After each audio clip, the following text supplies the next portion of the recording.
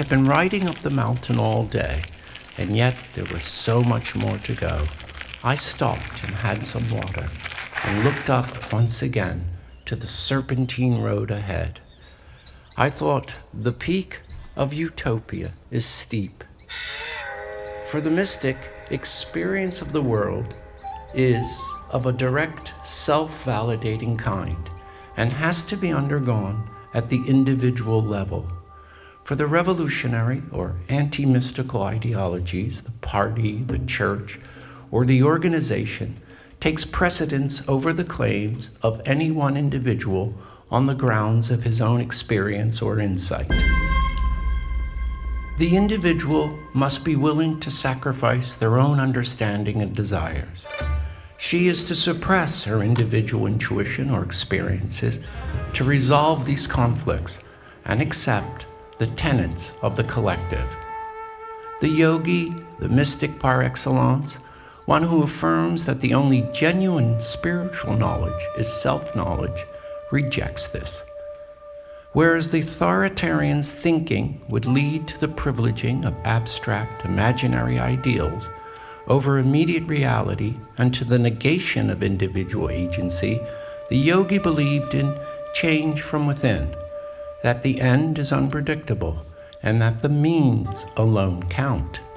Whereas change from without amounts to a belief that there exists some external authority, and this external authority claims to understand the clockwork of the universe, and so can use logical reasoning as an unfailing compass to determine the ultimate destination society is headed toward. The absolute imperative of the anarchist turned into the dictate, we must change the world down to the very last elements of its construction, and with the involvement of everyone.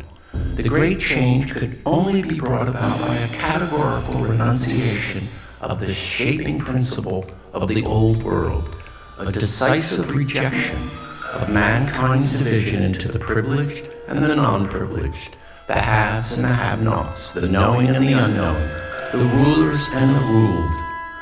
What this imperative would demand was no less than a complete break with the previous lives and a transformation into revolutionaries.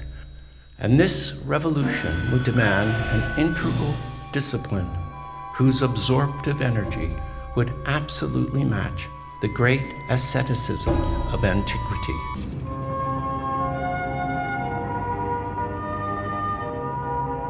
It was again another warm night, and we wanted to sit out on the ghat and watch the boats and lights. I noticed a young couple, one with the book, The Autobiography of a Yogi. Before we left, I had read this most beautiful work, full of wonders and surprises of the life of Paramhansa Yogananda. It has a charm and power and transparent sincerity of genuine love for God, and the most extraordinary accounts of the yogi's experience of gaining bliss consciousness. I only suggest in reading keeping one's mind open to possibilities beyond the realm of the usual. It's an extremely imaginative and engrossing work, peppered with delightful and mind-opening miracles. Lots and lots of miracles. People who can split themselves into two or more and be at two places at the same time. Women who never eat, who absorb cosmic energies. A resurrected man returns from the astral planes and tells Yogananda about the many planes of existence for those beings who rise from life to life. And the list goes on. Truly, it is a kind of exhilarating experience as a book. There's a photograph of Yogananda standing alone with a caption, Yogananda standing with his master, who did not care to be photographed, so he made himself invisible. That alone gives you the sense of this wondrous book and this brilliant yogi. As I looked out at the candlelights once again floating downriver, I thought, what is a mystical experience? Surely almost all of us have had them. In the most basic sense, a unitive mystical experience is essentially a definitive, ineffable union with something larger than the self, usually accompanied by feelings of peace, bliss, love, and certainty.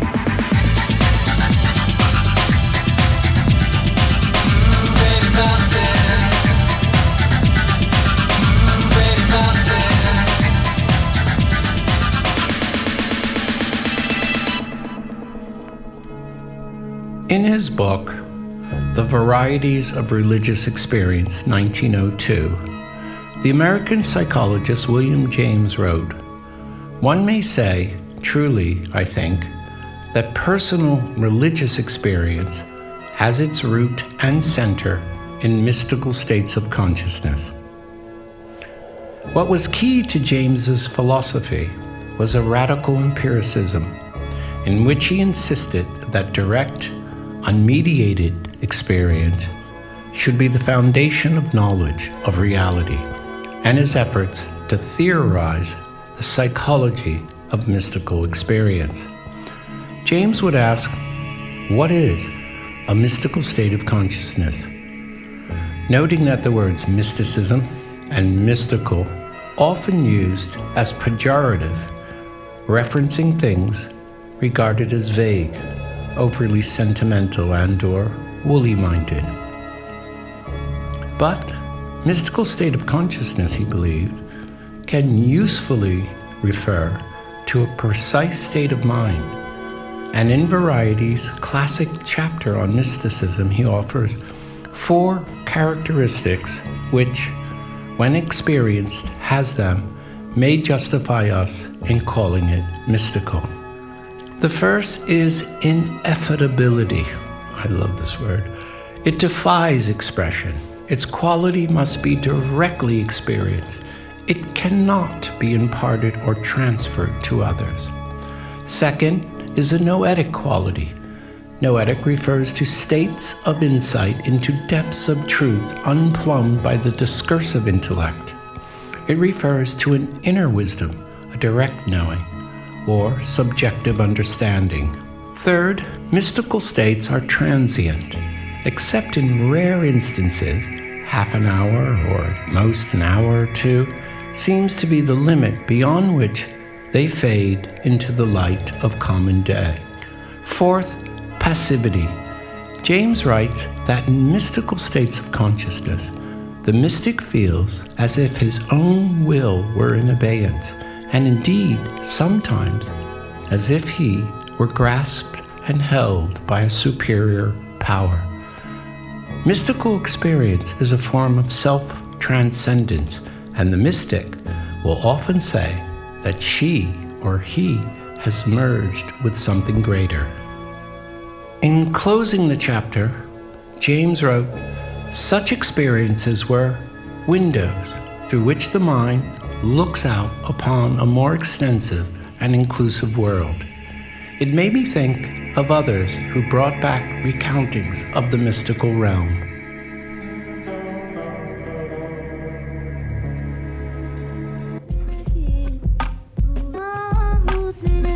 In the most basic sense, a unitive mystical experience is essentially a definitive, ineffable union with something larger than the self, usually accompanied by feelings of peace, bliss, love, and certainty. As I looked out onto the shimmering river, I saw a pink light, and I imagined I step into a UFO with the mystic Teresa of Avila, who wrote, "I found myself among and within the stars and planets. I understood that I was the whole universe, and suddenly I became aware of huge entities, millions of miles high, maneuvering in space, through which the stars could still be seen. Wave upon wave of extraordinary revelations swept through me, too fast for my conscious mind to record, other than the joy and wonder of it. In those moments of eternity, I lived and understood the truth of the esoteric saying, 'As above, so below.' I was shown that every cell had its own consciousness, which was mine. This was what Teresa wrote at the age of 47 in coming to know that God was in all things. She would write, "Everything reflects, in some measure, the divine attributes, but participates in the divine essence and receives its existence from the absolute existent. Therefore, it cannot but point to God, not only as its supreme source, but especially as to its ultimate goal. Late have I loved you, beauty so ancient, so new. Late have I loved you. And see, you were within, inside me, and I was outside, and out there I sought you."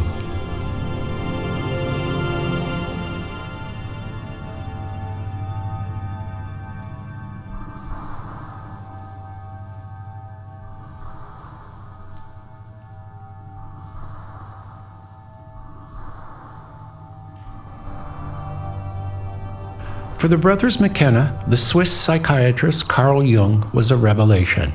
Jung, psychology and alchemy opened for them the fact of the existence of a vast literature very little read or understood in the modern context, which would be the key to their interpretation of inner space, outer space. If cosmology was the lens through which we learn to view the universe at large, Jungian psychology became our cosmology for the universe within. Buried in every person's neural tissue was a dimension at least as vast and fascinating as that of the stars and galaxies. The universe of the unconscious was central to the McKenna's thought.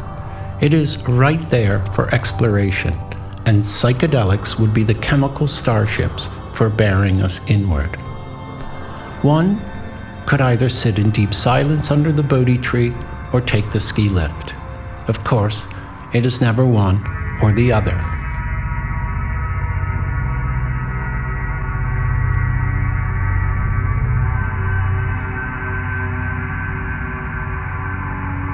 Redemptive event, the outward sign, the turning.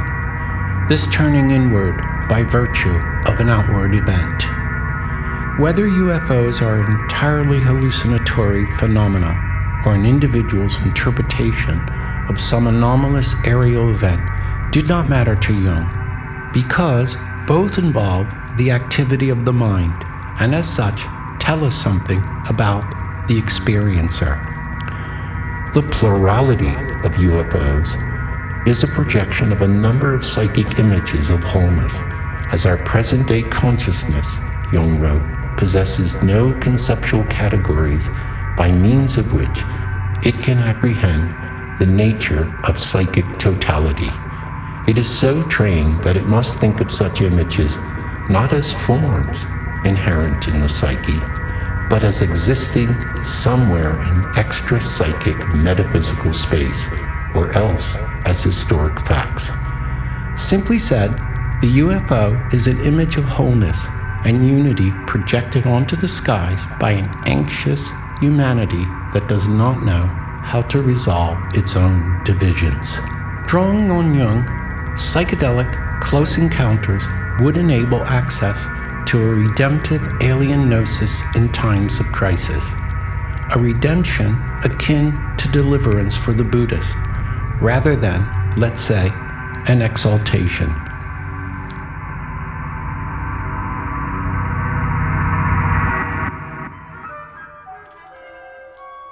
You can think of Carl Jung as a deep archaeologist of the id, or the unconscious.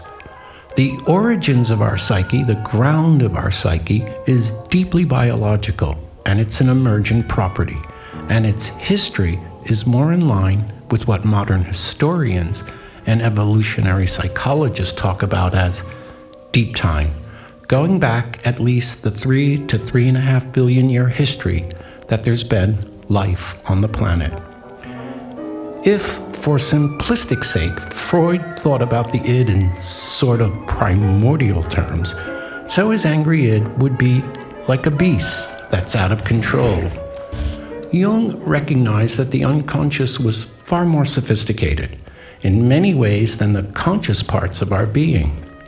It guided our adaptation in ways that we didn't understand, and that the ways in which it guided our adaptations and structured our understandings were universal, hence biological, and far more sophisticated than a somewhat primordial notion of biological drive might indicate. From the Jungian perspective, a lot of the forces that ancient people considered deities were personified representations of instinctual systems and a way of thinking about the collective unconscious, which is Jung's replacement term, if you like, for the Freudian id. Well, why would people conceptualize such phenomena as gods?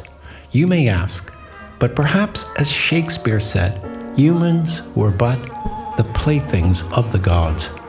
As flies to wanton boys, are we to the gods. They kill us for their sport. So these inner forces, forms, beings, energies, these archetypes charged with energy and psychic factors, what are they doing with us, these gods? So who possesses whom? Take Venus as the god of love, of sexual attraction, or of sexual possession. Possession, beings possessed. Or Mars, the god of war and aggression. Well, what does it mean for there to be a god of war? So in that sense, if you think you control it rather than the other way around, you may be deluding yourself about your nature.